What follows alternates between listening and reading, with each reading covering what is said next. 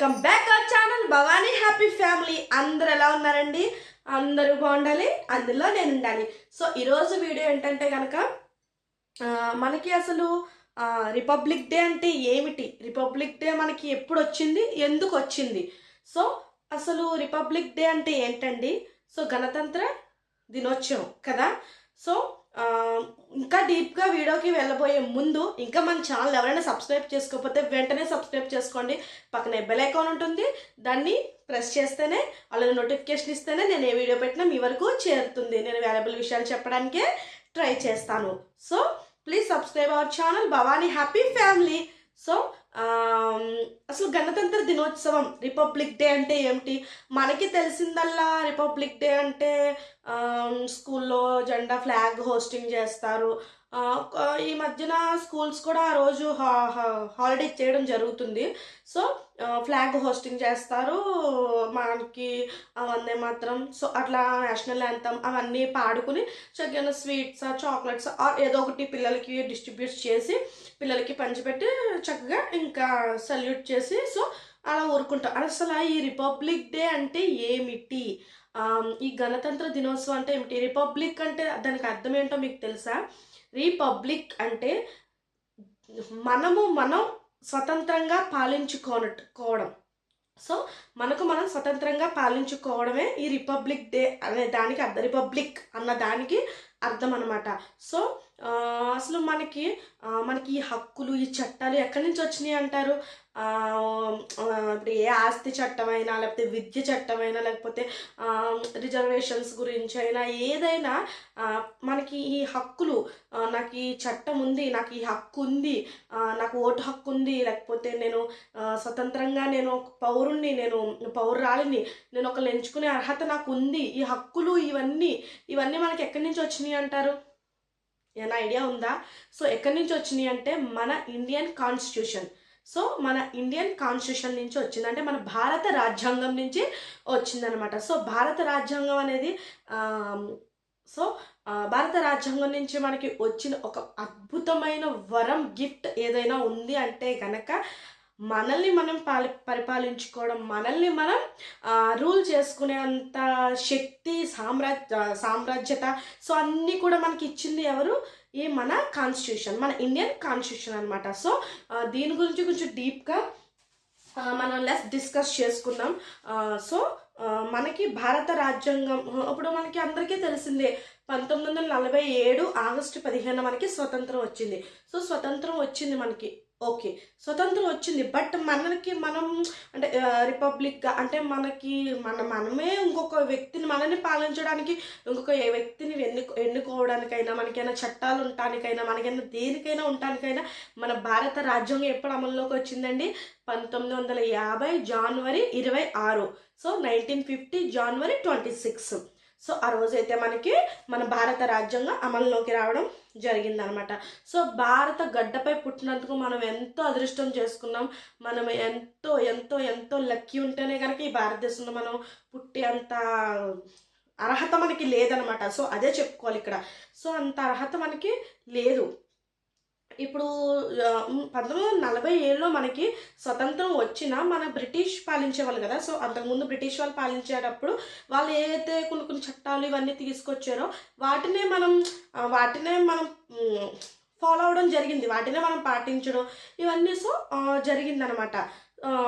ఎప్పుడైతే మనకి Indian constitution అనేది వచ్చిందో, ఈ 1950 జనవరి 26న మనకి ఇండియన్ కాన్స్టిట్యూషన్ అనేది వచ్చిందో, అంటే మన భారత రాజ్యాంగం అనేది వచ్చిందో, సో అప్పటి నుంచి మనకి కొన్ని హక్కులు, కొన్ని బాధ్యతలు, కొన్ని అన్నీ మనకి చక్కగా ఒక పౌరుడిగా, ఒక ఇండియన్ పౌరుడిగా అన్నిటిగా కూడా మనకి చక్కగా అన్నీ లభించినాయి అనమాట.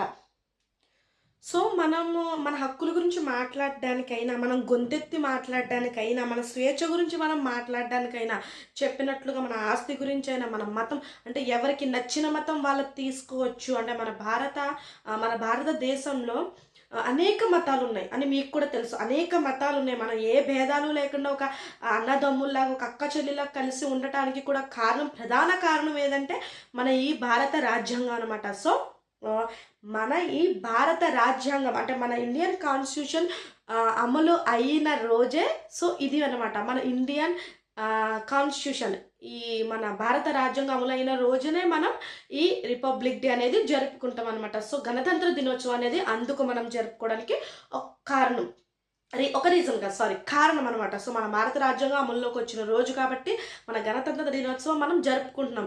సో అప్పటి నుంచే కదా మనకి స్వేచ్ఛ వచ్చింది, నాకు హక్కులు ఉన్నాయి, నాకు పౌరుడిగా నాకు ఈ హక్కు ఉంది, నాకు ఆ హక్కు ఉంది అని చెప్పుకోవడానికైనా, మనం ఏదైనా చేయడానికైనా మనకి ఎందుకు ఆ రోజు అప్పటి నుంచే కదా మనం అన్నీ కూడా చక్కగా చేసుకుంటున్నాం. అప్పటి వరకు కూడా ఒక బ్రిటిష్ పాలనలో మనం ఉండిపోయాం అన్నీ.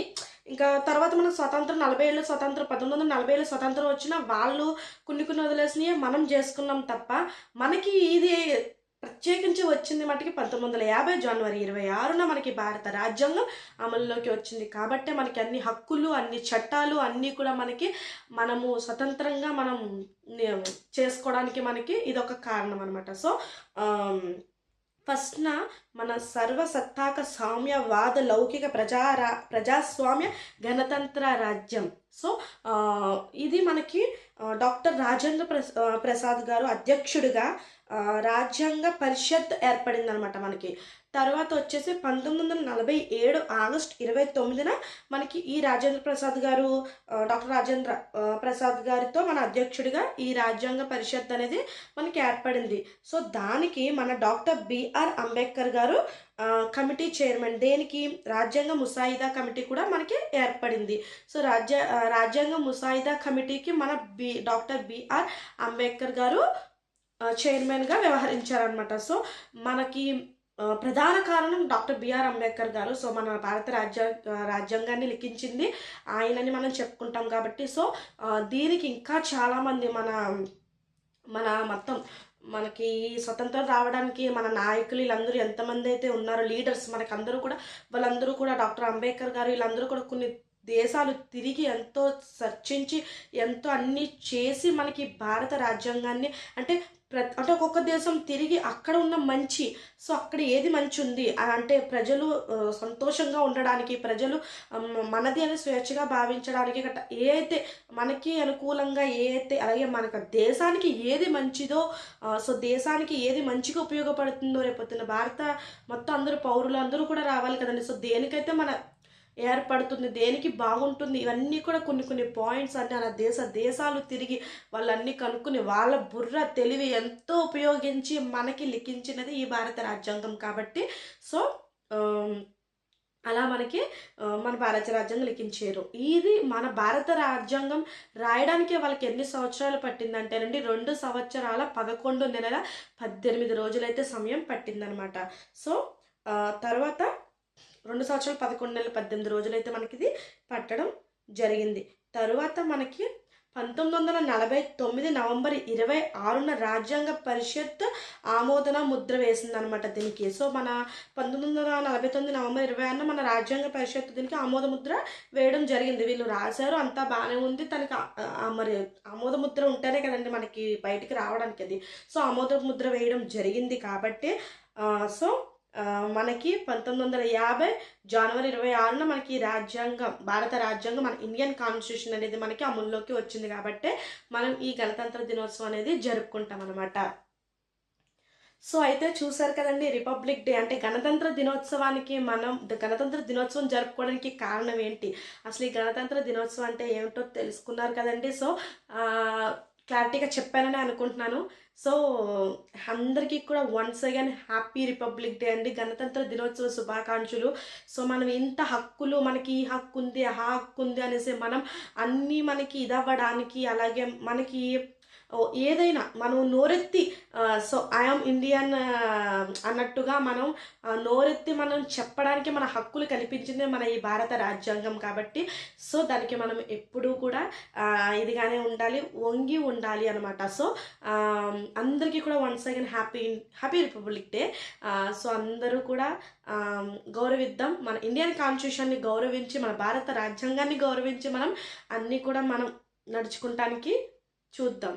సో ఎందుకంటే ఒక భారత పౌరురాలిగా మన చేతుల్లోనే ఉందండి మన భారతదేశం అభివృద్ధి చెందడం. సో మనం ఈరోజు మంచిగా నేర్పిస్తే రేపు పొద్దున్న రాబోయే భావి తరాలు కూడా మంచిగా నేర్చుకుంటాయి కాబట్టి, సో అందరూ మంచిగా తీసుకుంటారని భావిస్తూ, సో అందరికీ అర్థమైంది రిపబ్లిక్ డే అంటే ఏంటో అర్థమైనా చెప్పానని ఆశిస్తున్నాను. So please subscribe our channel Bhavani happy family. Bye bye.